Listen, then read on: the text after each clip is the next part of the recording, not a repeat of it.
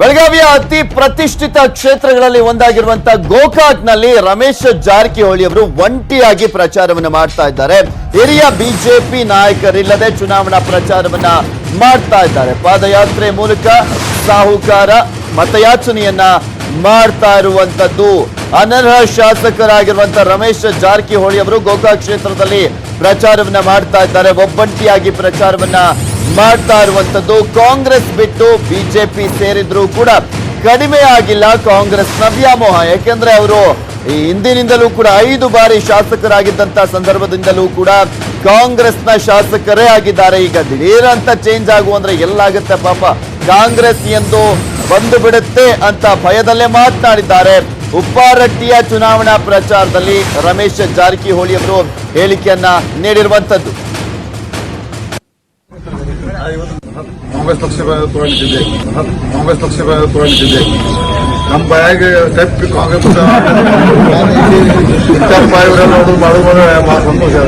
Ready ready ಮಾನಸಿಕವಾಗಿ ready ಏನು ಅಲ್ಲ ನನಗೆ ನಮ್ಗೆ ಆಯ್ಕೆ ಬರೋದು ಕಾಂಗ್ರೆಸ್ ಅನ್ಬಾರ್ದು ಅಂತ ಗೊತ್ತಿಲ್ಲ.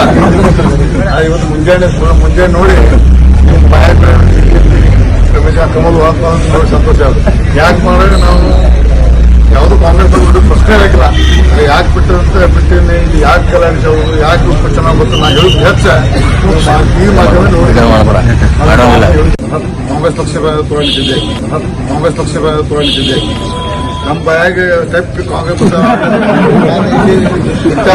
ನೋಡು ಮಾಡುವ ಸಂತೋಷ. ರೆಡಿ ಮಾನಸಿಕವಾಗಿ ರೆಡಿ ಏನು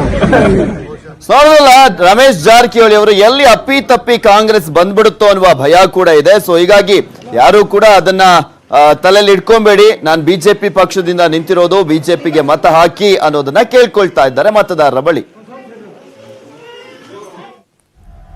ಜಿಟಿ ದೇವೇಗೌಡರ ಬೆನ್ನು ಬಿದ್ದಿದೆ ಬಿಜೆಪಿ. ಯಾವ ಕಾರಣಕ್ಕಪ್ಪ ಅಂದ್ರೆ ಹುಣಸೂರು ಕ್ಷೇತ್ರದಲ್ಲಿ ಒಂದು ಮಟ್ಟದ ಏರಿತವನ್ನ ಸಾಧಿಸಿದ್ದಾರೆ ಜಿಟಿ ದೇವೇಗೌಡರು. ಸೊ ಹೀಗಾಗಿ ಅವರ ಸಪೋರ್ಟ್ ಅನ್ನ ಕೇಳ್ತಾ ಇದೆ, ಅವರ ಬೆಂಬಲವನ್ನ ಕೇಳ್ತಾ ಇದೆ. ವಿಶ್ವನಾಥ್ಗೆ ಬೆಂಬಲವನ್ನ ಕೊಡಬೇಕು ಅಂತ ಹೇಳಿ ಒತ್ತಾಯವನ್ನ ಮಾಡಲಾಗ್ತಾ ಇರುವಂತದ್ದು. ಜಿಟಿ ದೇವೇಗೌಡರಿಗೆ ಕರೆ ಮಾಡಿ ಸಿಎಂ ಬಿಎಸ್ವೈ ಕೂಡ ಒತ್ತಡವನ್ನ ಹಾಕ್ತಾ ಇದ್ದಾರಾ ಅನ್ನುವ ಪ್ರಶ್ನೆ ಕೂಡ ಎದ್ದಿದೆ. ಮೈಸೂರಿನಲ್ಲಿ ದಿನೇ ದಿನೇ ಬಿಜೆಪಿ ಸ್ಟ್ರಾಂಗ್ ಆಗ್ತಾ ಇದೆ. ಮುಂದೆ ನಿಮ್ಮ ಜೊತೆ ನಾವಿರ್ತೀವಿ, ಒಳ್ಳೇದಾಗುತ್ತೆ, ಯಾವುದಕ್ಕೂ ಕೂಡ ಹೆದರಬೇಡಿ, ಈಗ ವಿಶ್ವನಾಥ್ಗೆ ಬೆಂಬಲಿಸಿ ಅಂತ ಸಿಎಂ ಬಿಎಸ್ವೈ ಹೇಳ್ತಾ ಇದ್ದಾರೆ ಅನ್ನೋದ್ರ ಬಗ್ಗೆ ಮಾಹಿತಿ ಲಭ್ಯವಾಗಿದೆ. ಮುಂದಿನ ಚುನಾವಣೆಯಲ್ಲಿ ನಿಮ್ಮ ಮಗನಿಗೆ ಟಿಕೆಟ್ ಅನ್ನ ಕೊಡ್ಲಾಗುತ್ತೆ ಹುಣಸೂರು ಕ್ಷೇತ್ರದಿಂದ. ಸೊ ಹೀಗಾಗಿ ಈಗ ಸಪೋರ್ಟ್ ಮಾಡಿ ಬಿಜೆಪಿಗೆ. ವಿಶ್ವನಾಥ್ ಅವರು ನೆಕ್ಸ್ಟ್ ಟೈಮ್ ಸ್ಪರ್ಧಿಸ್ತಿದ್ರೆ ನಿಮ್ಮ ಮಗನಿಗೆ ಟಿಕೆಟ್ ಅನ್ನ ಕೊಡ್ತೀವಿ, ಸಿಎಂ ಮನವಿಗೆ ಓಕೆ ಅಂದಿದ್ದಾರಂತೆ ಜಿಟಿ ದೇವೇಗೌಡ ಅಂತ ಕೂಡ ಹೇಳಲಾಗ್ತಾ ಇದೆ. ಯಾಕೆಂದ್ರೆ ಅವರು ಜೆಡಿಎಸ್ ನ ಶಾಸಕರು, ಆದ್ರೆ ಈಗ ಆಲ್ಮೋಸ್ಟ್ ಜೆಡಿಎಸ್ ನಿಂದ ದೂರ ಇದ್ದಾರೆ. ಪಕ್ಷದ ಯಾವುದೇ ಕಾರ್ಯಕ್ರಮದಲ್ಲೂ ಕೂಡ ಜಿಟಿ ದೇವೇಗೌಡರು ಭಾಗಿಯಾಗ್ತಾ ಇಲ್ಲ. ಕುಮಾರಸ್ವಾಮಿ ಅವರು ಕರೆಯುವಂತ ಶಾಸಕಾಂಗ ಪಕ್ಷದ ಸಭೆ ಆಗಿರ್ಬೋದು ಅಥವಾ ಪಕ್ಷದ ಬೇರೆ ಚುನಾವಣಾ ಪ್ರಚಾರಗಳಲ್ಲಾಗಿರ್ಬೋದು, ಎಲ್ಲೂ ಭಾಗಿಯಾಗ್ತಾ ಇಲ್ಲ. ಸೊ ಹೀಗಾಗಿ ಬಿಜೆಪಿಗೆ ಬಂದು ಸಪೋರ್ಟ್ ಮಾಡಿ, ವಿಶ್ವನಾಥ್ ಅವರಿಗೆ ಸಪೋರ್ಟ್ ಮಾಡಿ ಅಂತ ಯಡಿಯೂರಪ್ಪನವರು ಒತ್ತಡವನ್ನು ಹಾಕ್ತಾ ಇದ್ದಾರೆ ಅಂತ ಹೇಳಲಾಗ್ತಾ ಇದೆ. ಇನ್ನು ಈ ಕುರಿತಂತೆ ಹೆಚ್ಚಿನ ಡೀಟೇಲ್ಸ್ ಅನ್ನ ನೀಡ್ತಾರೆ ನಮ್ಮ ಪೊಲಿಟಿಕಲ್ ಬ್ಯೂರೋ ಮುಖ್ಯಸ್ಥರಾಗಿರುವಂತಹ ಚಿದಾನಂದ್ ಪಟೇಲ್ ದೂರವಾಣಿ ಸಂಪರ್ಕದಲ್ಲಿದ್ದಾರೆ. ಎಸ್ ಚಿದಾನಂದ್ ಪಟೇಲ್, ಈಗ ಆಲ್ರೆಡಿ ಜೆಡಿಎಸ್ ಪಕ್ಷದಿಂದ ಸಾಕಷ್ಟು ಅಂತರವನ್ನ ಕಾಯ್ದುಕೊಂಡಿರುವಂತಹ ಜಿಟಿಡಿ ನಡೆ ಸಾಕಷ್ಟು ಕುತೂಹಲ ಕೆಡೆ ಮಾಡಿಕೊಟ್ಟಿರುವಂತದ್ದು. ಬಿಜೆಪಿಗೆ ಸಪೋರ್ಟ್ ಮಾಡ್ತಾರಾ ಏನು ಅಂತ ಒತ್ತಡ ಕೇಳಿ ಬರ್ತಾ ಇದೆಯಂತಲ್ಲ. ಪೃಥ್ವಿರಾಜ್ ಆದ್ಮೇಲೆ ಕಳೆದ 3 ತಿಂಗಳಿಂದ ಜಿಟಿ ದೇವೇಗೌಡರು ಚಾಮುಂಡೇಶ್ವರಿ ಕ್ಷೇತ್ರ ಸೇರಿದಂತೆ ಮೈಸೂರಿನ ಅನೇಕ ಕಡೆ ತಮ್ಮ ವರ್ಗಾವಣೆ ಇರ್ಬೋದು ಮತ್ತು ಸರ್ಕಾರದ ಏನೆಲ್ಲ ಸವಲತ್ತುಗಳು ಇರ್ಬೋದು ಮತ್ತು ಯೋಜನೆಗಳು ಎಲ್ಲವನ್ನೂ ಕೂಡ ಮುಖ್ಯಮಂತ್ರಿ ಬಿಎಸ್ ಯಡಿಯೂರಪ್ಪನವರಿಂದ ಪಡೆದುಕೊಂಡಿದ್ದಾರೆ. ಜೊತೆಗೆ ಬಿಜೆಪಿ ನಾಯಕರಿಂದಲೂ ಕೂಡ ಎಲ್ಲಾ ಅನುಕೂಲವನ್ನು ಪಡೆದುಕೊಂಡಿದ್ದಾರೆ. ಯಾವಾಗ ಬಿಜೆಪಿ ಸಖ್ಯಕ್ಕೆ ಜಿಟಿ ದೇವೇಗೌಡರು ಬಿದ್ದು ಆಗ ಜೆಡಿಎಸ್ ನಿಂದಲೂ ಕೂಡ ದೂರ ಉಳಿದ್ರು. ಇದೀಗ ಹುಣಸೂರು ಚುನಾವಣೆಯಲ್ಲಿ ಕೂಡ ಅವರು ತಟಸ್ಥವಾಗಿರುವಂತದ್ದು. ಅಲ್ಲದೆ ಬಿಜೆಪಿಯಿಂದ ನೆರವು ತೆಗೆದುಕೊಂಡಿರುವ ಋಣಕ್ಕಾಗಿ ನೀವು ಈ ಬಾರಿ ವಿಶ್ವನಾಥ್ ಅವರಿಗೆ ಮತ್ತು ಬಿಜೆಪಿಗೆ ಸಪೋರ್ಟ್ ಮಾಡ್ಬೇಕಂತ ಹೇಳಿ ಖುದ್ದು ಮುಖ್ಯಮಂತ್ರಿ ಬಿಎಸ್ ಯಡಿಯೂರಪ್ಪನವರು ಜಿಟಿ ದೇವೇಗೌಡರು ಕರೆ ಮಾಡಿ ಸೂಚನೆ ಕೊಟ್ಟಿದ್ದಾರೆ. ನಂತರ ಡಿಸಿಎಂ ಡಾಕ್ಟರ್ ಅಶ್ವಥ್ ನಾರಾಯಣ ಸೇರಿದಂತೆ ಬಿಜೆಪಿ ಎಲ್ಲ ಒಕ್ಕಲಿಗ ನಾಯಕರುಗಳು ಕೂಡ ಜಿಟಿ ದೇವೇಗೌಡರಿಗೆ ಒತ್ತಡವನ್ನು ಕೂಡ ಹಾಕಿದ್ದಾರೆ. ಅಲ್ಲದೆ ಮುಂದಿನ ದಿನದಲ್ಲಿ ಈ ಬಾರಿ ವಿಶ್ವನಾಥ್ ಗೆದ್ರೆ ಮುಂದೆ ಹುಣಸೂರು ಕ್ಷೇತ್ರ ಕಾಲಿದ್ರೆ ನಿಮ್ಮ ಮಗನಿಗೆ ಕೊಡ್ತೀವಿ ಅಥವಾ ಚಾಮುಂಡೇಶ್ವರಿ ಕೇಳಿದ್ರು ಕೂಡ ಕೊಡ್ತೀವಿ. ಹಾಗಾಗಿ ನಿಮಗೆ ಬಿಜೆಪಿ 3 ತಿಂಗಳಿಂದ ನೀವು ಎಲ್ಲಾ ಕೆಲಸವನ್ನು ಮಾಡ್ಕೊಂಡಿದ್ರೆ, ಎಲ್ಲಾ ಅನುಕೂಲವನ್ನು ಕೂಡ ಮಾಡ್ಕೊಂಡಿದ್ರ. ಹಾಗಾಗಿ ನೀವು ಸಹಾಯ ಮಾಡ್ಲೇಬೇಕಂತೇಳಿ ಮುಖ್ಯಮಂತ್ರಿ ಸೇರಿದಂತೆ ಬಿಜೆಪಿ ಎಲ್ಲಾ ನಾಯಕರು ಒತ್ತಡ ಹೇರಿದ್ರಿಂದ ಇದೀಗ ಜಿ.ಟಿ. ದೇವೇಗೌಡರವರು ನಾನು ನೇರವಾಗಿ ಫೀಲ್ಡ್ಗೆ ಇಳಿಲಿಕ್ಕೆ ಆಗೋದಿಲ್ಲ, ಪರೋಕ್ಷವಾಗಿ ನನ್ನೆಲ್ಲ ಸಹಾಯ ಇದ್ದೇ ಇರುತ್ತೆ, ಈಗಾಗಲೇ ನಮ್ಮ ಹುಡುಗರನ್ನ ನಾನು ವಿಶ್ವನಾಥ್ ಪರವಾಗಿ ಬಿಟ್ಟಿದ್ದೀನಿ ಅಂತ ಹೇಳುವ ಮುಖಾಂತರ ಎಲ್ಲೊಂದ್ ಕಡೆ ಇದೀಗ ಜಿ.ಟಿ. ದೇವೇಗೌಡರು ಪರೋಕ್ಷವಾಗಿ ಬಿಜೆಪಿಗೆ ಕೈ ಜೋಡಿಸಿರುವುದು ಈಗ ಸ್ಪಷ್ಟವಾಗಿದೆ ಅಂತಲೇ ಹೇಳ್ಬೋದು. Prithviraj. Okay, thank you Chidanand Patel ನಿಮ್ಮೆಲ್ಲ ಡೀಟೇಲ್ಸ್ಗಾಗಿ.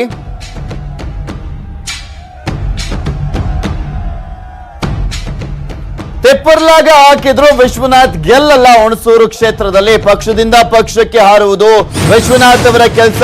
ವಿಶ್ವನಾಥ್ ವಿರುದ್ಧ ಸಿದ್ದರಾಮಯ್ಯ ಅವರು ವ್ಯಂಗ್ಯವಾಡಿದ್ದಾರೆ. ಹುಣಸೂರಿನ ಪ್ರಚಾರದ ಸಂದರ್ಭದಲ್ಲಿ ತೆಪ್ಪರ್ಲಾಗ ಹಾಕಿದ್ರು ಅಷ್ಟೇ, ವಿಶ್ವನಾಥ್ ಅವರು ಗೆಲ್ಲೋದಕ್ಕೆ ಚಾನ್ಸೇ ಇಲ್ಲ ಅಂತ ಮಾಜಿ ಸಿಎಂ ಸಿದ್ದರಾಮಯ್ಯ ಅವರು ವಿಶ್ವನಾಥ್ ಅವರ ವಿಚಾರಕ್ಕೆ ಸಂಬಂಧಪಟ್ಟಂತೆ ವ್ಯಂಗ್ಯವಾಡಿದ್ದಾರೆ. ಪಕ್ಷದಿಂದ ಪಕ್ಷಕ್ಕೆ ಹಾರುವಂತ ವ್ಯಕ್ತಿ ವಿಶ್ವನಾಥ್, ನಿಮ್ಮನ್ನೇ ಮಾರಿ ಹೋದ, ಇದೆಲ್ಲ ಬರೀ ನಾಟಕ. ನಮ್ಮ ಅಭ್ಯರ್ಥಿ ಮಂಜುನಾಥ್ ಹುಟ್ಟು ಕಾಂಗ್ರೆಸ್ಸಿಗನಾಗಿದ್ದಾರೆ, ಮಂಜುನಾಥ್ ಅವರನ್ನ ಗೆಲ್ಲಿಸಿ ಅಂತ ಸಿದ್ದರಾಮಯ್ಯ ಮನವಿಯನ್ನ ಮಾಡಿಕೊಂಡಿದ್ದಾರೆ. ಇದೇ ಸಂದರ್ಭದಲ್ಲಿ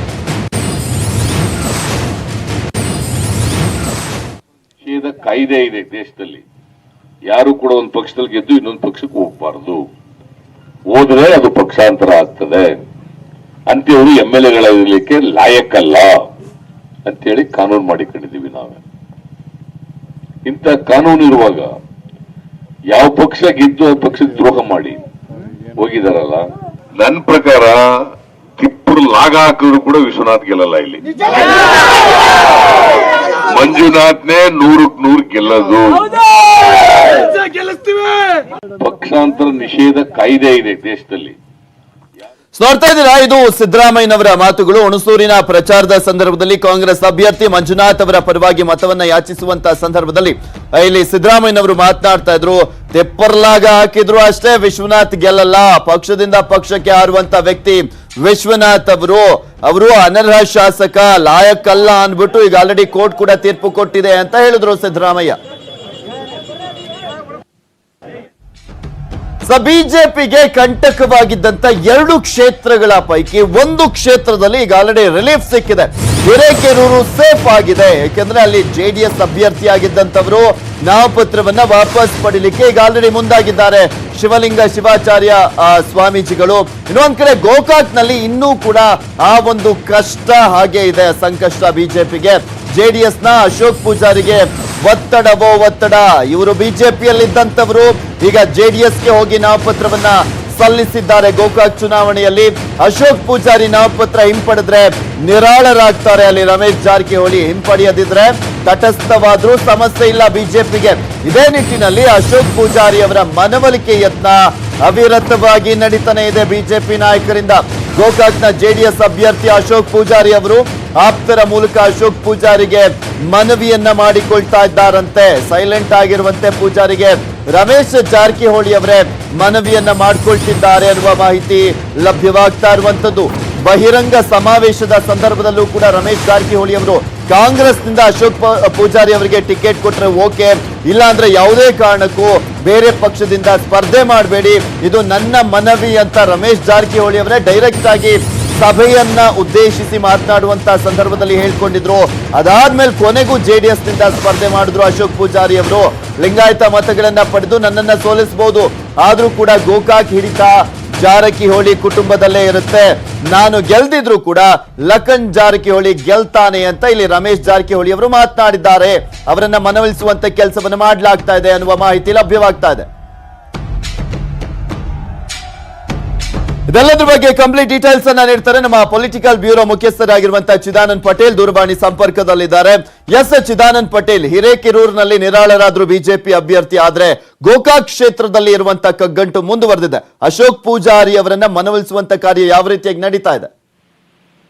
ಪೃಥ್ವಿರಾಜ್, ಆರ್ನಳ್ಳಿ ಶತ್ರುವಿನ ಶತ್ರು ಮಿತ್ರ ಅನ್ನುವ ಏನು ಪಾಲಿಸಿಯನ್ನ ಹುಡ್ಕೊಂಡು ಹೊರಟಿರುವಂತಹ HD ಕುಮಾರಸ್ವಾಮಿ ಇದೀಗ ಜಾರಕಿಹೊಳಿ ಕುಟುಂಬದ ಬದ್ಧ ವಿರೋಧಿ ರಾಜಕೀಯ ವೈರಿ ಆಗಿರ್ತಕ್ಕಂತ ಅಶೋಕ್ ಪೂಜಾರಿ ಅವರನ್ನ ಜೆಡಿಎಸ್ ನಿಂದ ಕಣಕ್ಕಿಳಿಸಿದ್ದಾರೆ.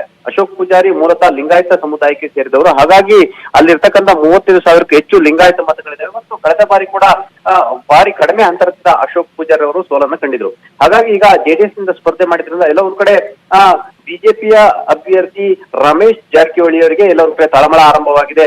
ಒಂದು ಕಡೆ ಅಶೋಕ್ ಪೂಜಾರಿ ಎಷ್ಟು ಮತಗಳನ್ನು ತೆಗೆದುಕೊಡ್ತಲ್ಲ ಅಷ್ಟೆಲ್ಲವೂ ಕೂಡ ರಮೇಶ್ ಜಾರಕಿಹೊಳಿ ಅವರಿಗೆ ಮೈನಸ್ ಆಗಲಿದೆ. ಹಾಗಾಗಿ ಎಲ್ಲ ಒಂದ್ ಕಡೆ ಅಶೋಕ್ ಪೂಜಾರಿ ಸ್ಪರ್ಧೆಯಿಂದ ಲಖನ್ ಜಾರಕಿಹೊಳಿಗೆ ಅಂದ್ರೆ ಕಾಂಗ್ರೆಸ್ ಅಭ್ಯರ್ಥಿ ಸಹೋದರ ಲಖನ್ ಜಾರಕಿಹೊಳಿ ಅವರಿಗೆ ಅನುಕೂಲ ಆಗುವ ಸಾಧ್ಯತೆ ಇದೆ ಎಂಬ ಆತಂಕ ರಮೇಶ್ ಜಾರಕಿಹೊಳಿಯಲ್ಲಿ ಮನೆ ಮಾಡಿದೆ. ಹಾಗಾಗಿ ಇದೀಗ ರಮೇಶ್ ಜಾರಕಿಹೊಳಿ ಅವರು ಅಶೋಕ್ ಪೂಜಾರಿ ಅವರಿಗೆ ತಮ್ಮ ಆಪ್ತರ ಮುಖಾಂತರ ಸಂದೇಶವನ್ನು ರವಾನೆ ಮಾಡಿದ್ದಾರೆ.